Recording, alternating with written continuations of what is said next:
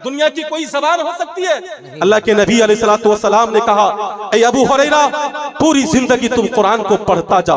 ऐ अबू हुरैरा पूरी जिंदगी तू कुरान के मुताबिक अमल करता जा। ऐ अबू हुरैरा जब तुम्हारी मौत होगी, जब तुम्हें लोग कब्र के अंदर दफनाने के लिए जाएंगे, तुम्हारे कब्र का तवाफ आसमान के फरिश्ते ऐसे करेंगे जैसे कि हज के मौसम में लोग खाने काबा का तवाफ करते हैं। जवानों, वहाँ अजाब तो दूर की बात, वहाँ अजाब का धुआं भी नहीं पहुंच सकता। कुरान पढ़ो तो सही, कुरान सीखो तो सही। इंशाअल्लाह अगर हम कुरान नहीं पढ़े हैं, अपने बच्चों को कुरान की तालीम देंगे। हाथ उठा के बतलाइए, इंशाअल्लाह देंगे। जवानों, कुरान ही एक ऐसी किताब है जिसका देखना भी सवाब, जिसका छूना भी सवाब, जिसका पढ़ना भी सवाब। अगर हमने कुरान से सही और सच्ची अगर पक्की मोहब्बत कर ली नौजवानों, तभी तो हम कामिल मोमिन हो सकते हैं, वरना नहीं हो सकते। मैं नहीं कहता, कुरान खुद कहता, फला व रब्बिका ला युमिनूना हत्ता युहक्किमूका फीमा शजरा बैनहुम। उस वक्त तक तुम मुकम्मल और कामिल ईमान वाले नहीं हो सकते जब तक तुम अपने ग्रंथ को, अपने पवित्र पुस्तक को अपना आधार बना करके जिंदगी गुजारने वाले ना बन जाओ। इसलिए तय करो कि इंशाअल्लाह हम लोग इस जलसे से एक पैगाम लेकर के जाएंगे, कुरान से मोहब्बत करेंगे, कुरान को पढ़ेंगे। हमने पंडित जी से पूछा, पंडित जी आप भी बतलाइए कुरान के हवाले से, कुरान के अजमत के हवाले से।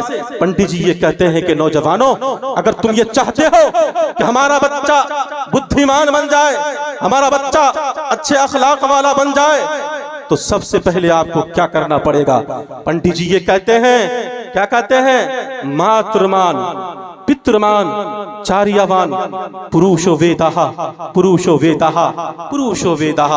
पंडित जी ये कहते हैं, अगर आप ये चाहते हो कि हमारा बच्चा अच्छा बने, हमारा बच्चा आलिम बने, हमारा बच्चा मुफ्ती बने, तो सुनो उजाली के नौजवानों, सबसे पहले जरूरी यह है कि सबसे पहले बच्चे पर माँ की निगरानी होनी चाहिए।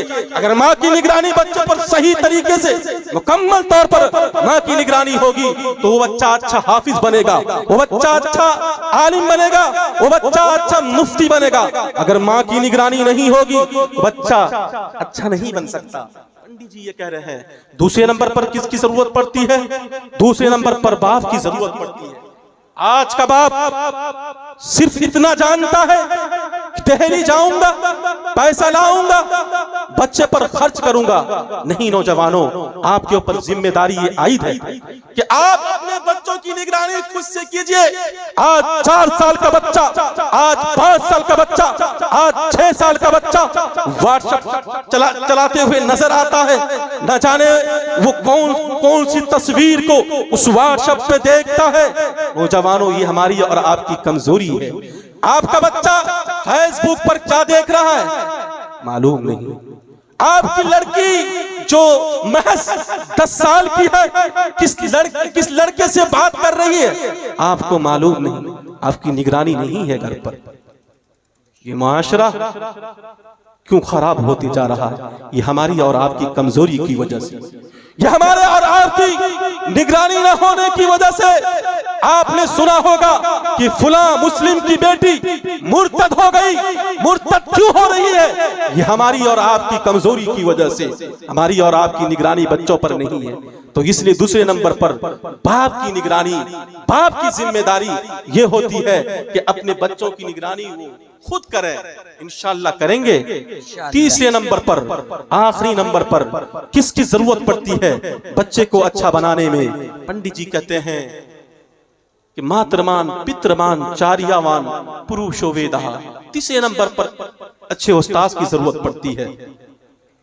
अगर उस्ताद अच्छा हो तो बच्चा आपका अच्छा बनेगा। अगर उस्ताद अच्छा हो तो आपका बच्चा अच्छा आलिम बनेगा। अगर उस्ताद अच्छा हो तो आपका बच्चा मुफ्ती, एक अच्छा मुफ्ती बनेगा। अगर उस्ताद की निगरानी बच्चों पर नहीं होगी तो आपका बच्चा सक्सेस नहीं हो सकता। नौजवानों, ये तीन चीजें हैं जो पंडित जी ये कह रहे हैं, तब जाकर के आपका बच्चा अच्छा मनुष्य बनेगा, अच्छा आलिम बनेगा, अच्छा कारी बनेगा, अच्छा मुफ्ती बनेगा। जब तक हमारी निगरानी नहीं होगी हमारा बच्चा भी सक्सेस नहीं हो सकता। निगरानी इंशाअल्लाह हम लोग अपने बच्चों की खुद करेंगे इंशाअल्लाह। यह शास्त्रा विधि मुत्सर्जिया वर्तते काम कारतः न सिद्धि मवापनोति न सुखम न पराम गति। इसी को पंडित जी ये कहते हैं। पहले ये समझ लीजिए शास्त्र कहा किसको जाता है।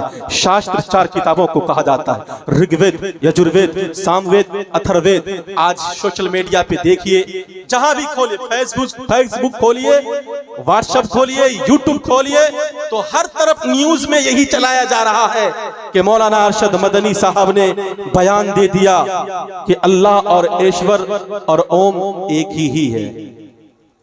नौजवानों, ये उनकी कमजोरी की वजह से है। उन्होंने अपने शास्त्र को सही तरीके से, मुकम्मल तरीके से पढ़ा नहीं। उनके ग्रंथ के अंदर खुद ये लिखा जगह जगह पर कि ईश्वर एक है, ब्रह्मा एक है, प्रभु एक है, उसी की प्रार्थना की जाएगी, उसी की पूजा की जाएगी। ये इसकी कमजोरी की वजह से है। उन्होंने अपने ग्रंथों को सही तरीके से पढ़ा नहीं, उन्होंने शास्त्र को सही तरीके से पढ़ा नहीं, इसलिए वो कह रहे हैं कि नहीं, ओम और अल्लाह एक नहीं है। अरे नौजवानों, पढ़ो तो सही। जगह जगह पर कहीं तो ये लिखा एकम सद्विद्रा बहुधा वदन्ति, ईश्वर एक ही है। मुख्तलिफ नामों से लोगों ने इसको पुकारा।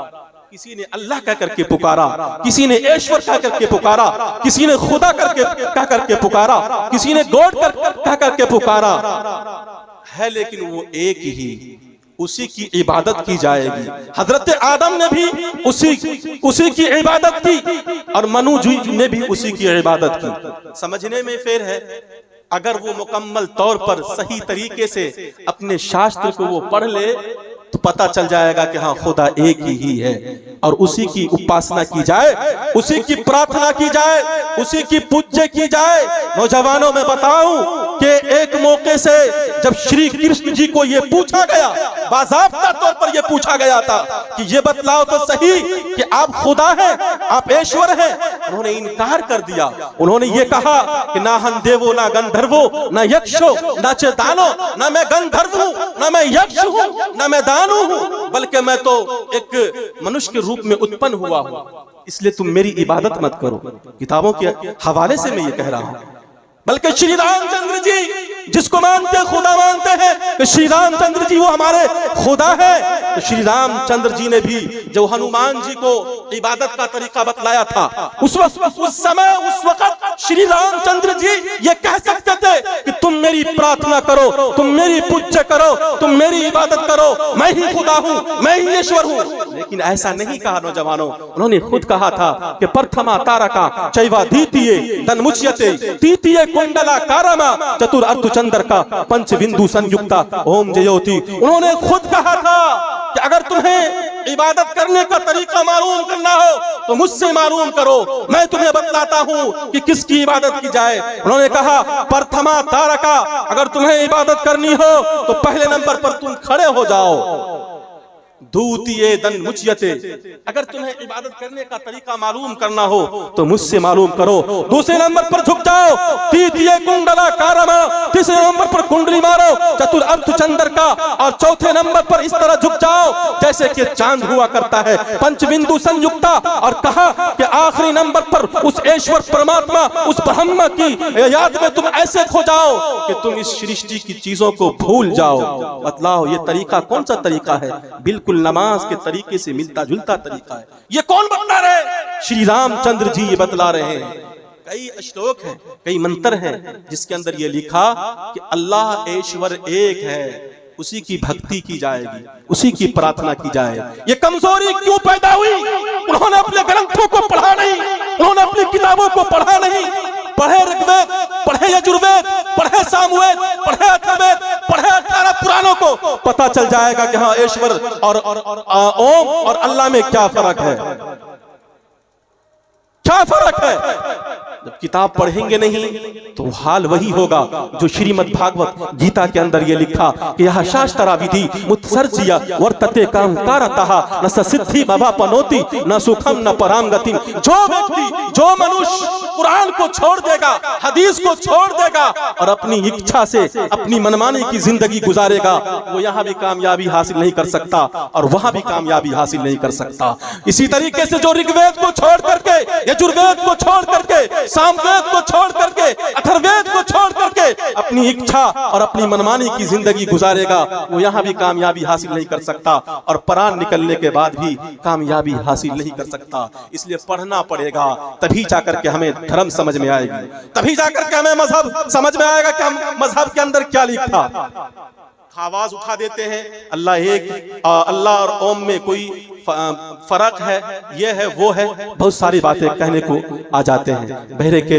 तो इंशाअल्लाह हम लोग कुरान से सच्ची और पक्की मोहब्बत करेंगे और हदीस को पढ़ेंगे इंशाअल्लाह और समझेंगे, उसके मुताबिक हम लोग अमल करेंगे। कितने लोग हैं तैयार होकर थोड़ा बतलाएं इंशाअल्लाह नौजवानों।